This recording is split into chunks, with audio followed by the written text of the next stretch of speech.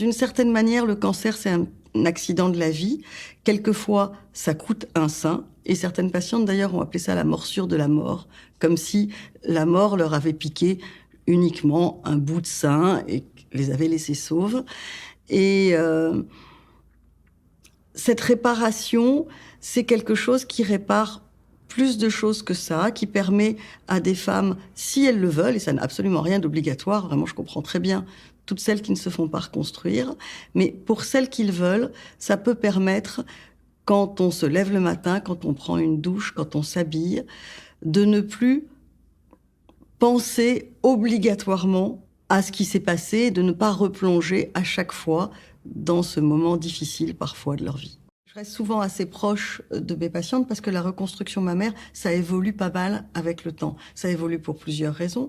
D'abord, on va cohabiter souvent avec un implant, donc il y a de la maintenance sur l'implant. Il y a de la surveillance de l'implant qui n'est pas très contraignante parce qu'elle se confond avec la surveillance des seins.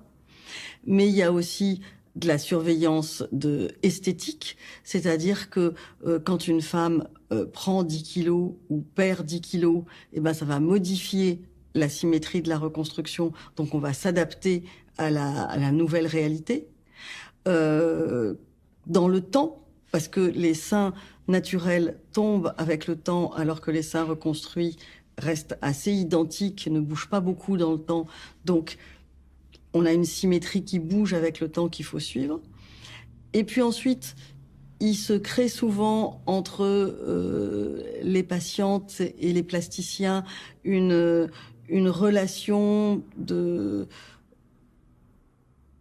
confiance et d'esthétique qui fait que la reconstruction mammaire est souvent la porte d'entrée dans quelques autres petits gestes esthétiques. Il est assez fréquent que quelqu'un qui vienne faire une reconstruction mammaire me dise pendant que vous y êtes, est-ce que vous voudriez pas faire, je sais pas, une petite liposuction du menton ou est-ce qu'on peut faire quelques injections de médecine esthétique? C'est une reconstruction du narcissisme qui est beaucoup plus globale que la reconstruction stricto sensu du sein, et ça va plus loin. C'est de se ressentir belle comme avant, une jolie femme avec des cheveux, un sein, etc. Et brutalement, on se retrouve, on a pris un coup de vieux, on se reconnaît pas bien, on a quelquefois perdu un sein.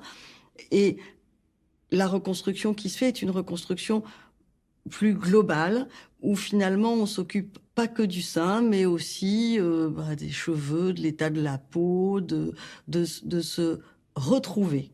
Ça aide à se retrouver, pas que sur le sein.